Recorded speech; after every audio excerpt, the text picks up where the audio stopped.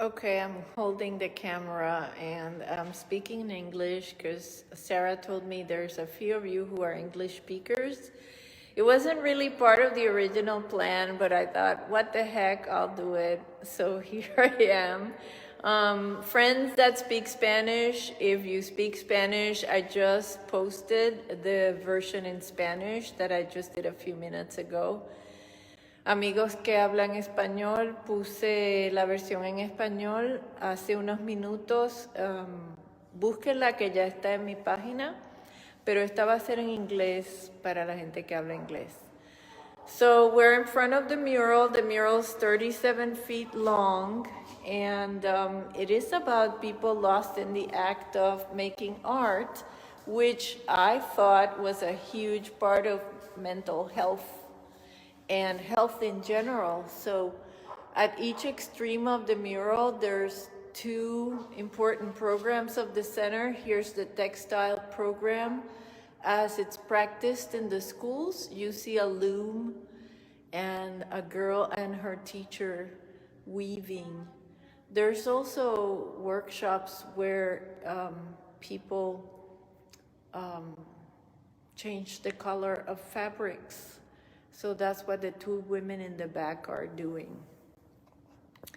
Higher up, there's a line of children because the center does art tours, and I thought it would be great if the kids could see something like themselves as they wait for their teaching artist. And also there is a major piece of work that was shown here, The Whale by Gonzalez, and this was a super popular show.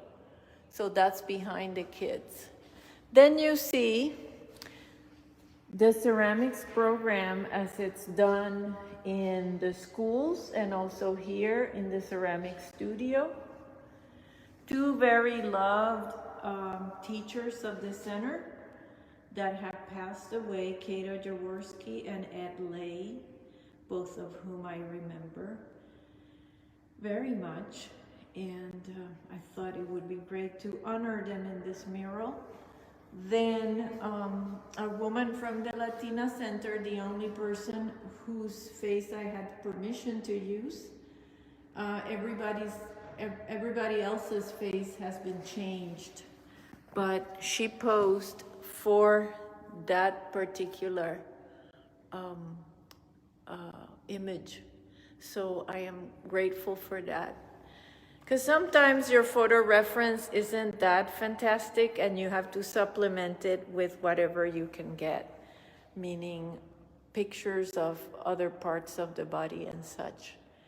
The two teenagers represent the painting program as it's done in the schools, where sometimes there's mural classes that kids can take. And one of them is painting the original founder of the center, Hazel Salmi, who used to teach art out of a suitcase and who pestered the city council in the 1940s so that the center could be built. So on top of that is a piece that hangs from one of the sides of this building. It's a huge trout named Guillermo. And here are people looking at art, which is another way to interact with art and enjoy it. So they're seeing shows that we've had here at the center. One piece very popular. Then at the other side of the mural, we see the metal program with an instructor, two teenagers watching, and also the printmaking program, which has a huge silkscreen component. And there's 32 people in this mural. I thought that what brings them together is this love of art and love of creativity, and what helps them, I don't know, what helps us all keep our mental sanity is making art. So that's the theme and the central thread that runs through all of these figures. There's two friends of mine back there talking about art. I hope they don't mind. I put them in the mural. So I hope you've loved seeing the mural more like this and heard this explanation. I started working digitally, and then I moved to a small version, and finally that design was transferred to the large version, and I painted it on polyester thanks to John Worley, who is a local famous muralist and very accomplished artist, and he gave us the technical knowledge to be able to do it that way. If in the future the center needs to remove the mural, it won't have to be destroyed because the panels can be taken off from the wall. They've been glued in the same way that wallpaper is glued, so they're removable, and that makes me happy. And all of it thanks to John. I also wanted to be sure to thank Roberto Martinez and Amy Spencer, curators of the show that I'm going to show you now.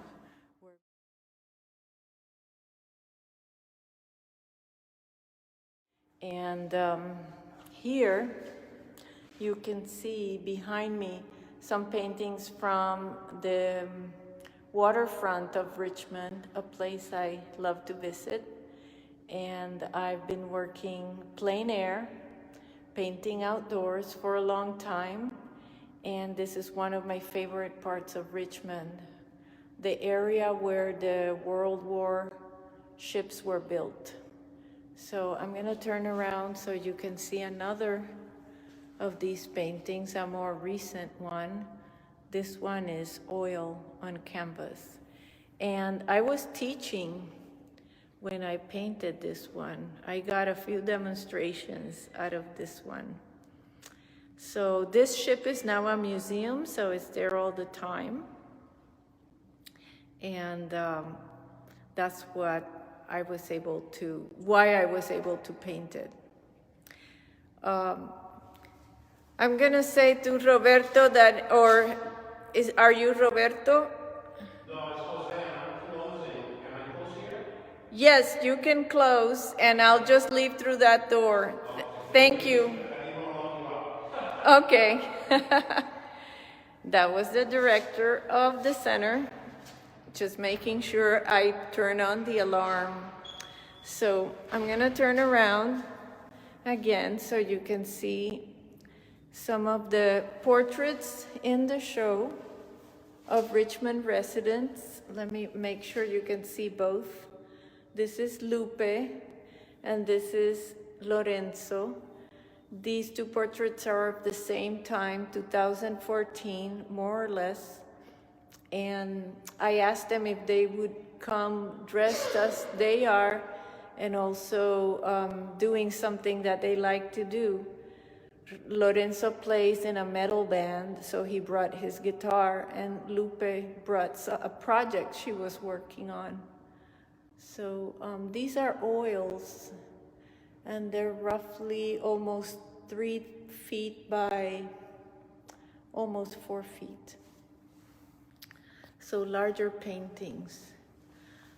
On the other side, sometimes I get to paint places that have been developed.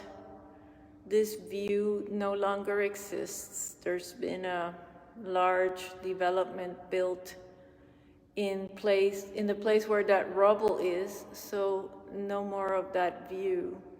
And for a while I didn't want to sell this painting for that reason. Here is one of a few sketchbooks that are part of the show. These drawings were done at a hotel that is now closed because of the pandemic, Hotel Mac. And every Sunday, I like to go there with Sarah, and I would sit really close to the musicians, the pianist, and sometimes they had a jazz ensemble. And I like to sketch the musicians, and then I would give them the sketches or let them take pictures. And there's a few of these sketchbooks in the show. Back here is Point Molati, also part of the Richmond Peninsula. It's a beautiful area that's also going to be developed into housing, because there's a lack of housing in the area, and there was a deal done, and it's a controversial project now because this peninsula can only take so much development. Look here, this is a community of floating homes at Point Molati that I painted in 2013, but today it kind of looks the same. It's a very peaceful place, and if I could paint a painting there every day, I would. This was oil. Moving along the show, this is Meeker Slough, and some of you might recognize that area. There's a summer view and a winter view. This painting has never sold, but I love it, so I'm happy to keep it. Over here is the same place when it's foggy.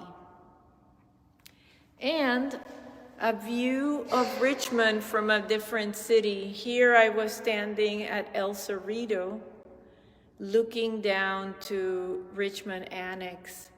And those cell phone towers caught my attention. They had been recently built when I was there painting. As I am painting, I want you guys to know I'm sitting on top of a fault. There's a fault, an earthquake fault that runs along that street. And it is very clear that there's a fault in that area. So I always think of that when I see this view. And some of you might recognize Mount Tam in the back. This was, by the way, acrylic. And I challenge you guys to be able to tell which paintings are acrylic and which ones are oil. I think I used the two in a very similar manner. Speaking of oil, I have a very recent portrait here that I'm very happy about. This is a portrait of Bienvenida Mesa. She's a local educator and activist. She's taught generations of kids and youth about gardening, about our environment, and about conservation. And she chose her pose. She wanted to be with her beloved monarch butterflies that she raises. Each classroom has a chrysalis, and then the kids are able to see when the butterfly emerges. And I would say this is something she really loves. I worked from photos because ever since COVID, I haven't been able to sit in the same room with a model to paint them. And so this is the next best thing for me. I've taken a number of photos and I've made a composition out of several references. And because I had so much time to work on it, because I wasn't in a rush, you see there's a lot more detail. So I am happy with it. And here she is in front of her garden where she works at Verdi School. So we are almost done with looking at the paintings. These are more recent paintings. This is the community of Montalban by Point Pinole Regional Park, which you can see in the background. You can see one of the first Amazon warehouses built in the area and the train tracks. It's a summer view. Everything is flammable. And then the entrance to one of the refineries near Tourmay with the tanks, because that's our area, what it looks like. And this is acrylic. And then two urban landscapes to conclude. One of the street right behind my house, 23rd Street, and another of the border with the city of San Pablo. And I want to make sure you get to see both. I was so intrigued by the color of that hair cutting place. And that really is what did the painting for me. Finally, a portrait of my friend Carmen, which launched that series that I painted of Puerto Ricans living in California and Puerto Ricans living in Puerto Rico post-Maria. And she, like so many people who own paintings of mine, was graciously lent it for this show. So thank you. Well, I guess I've said quite a bit. You can see this is a long gallery. I've gotten to the end. Thank you for listening to me. There's a Spanish version of this already posted.